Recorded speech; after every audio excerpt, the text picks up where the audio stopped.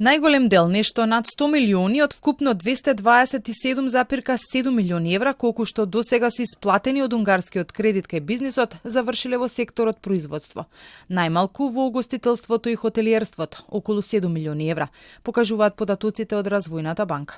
Компаниите парите главно ги користат за канцелари, за изградба на нови погони, а според информациите, 2 ланци маркети со средствата градат и дистрибутивни центри. Се инвестира и во опрема, а помала сума била вложена во транспортни средства и обновливи извори. 45% од средствата се наменети за поддршка на проекти од областа на производството, 25% од областа на трговијата, 10% од областа на транспортот, 7% од областа на градежништвото, 3% од областа на хотелиерството и гостителството и 10% останато. Иако има и таква можност, ниту една компанија парите од унгарскиот кредит не ги искористила за инвестиции во трговски центар.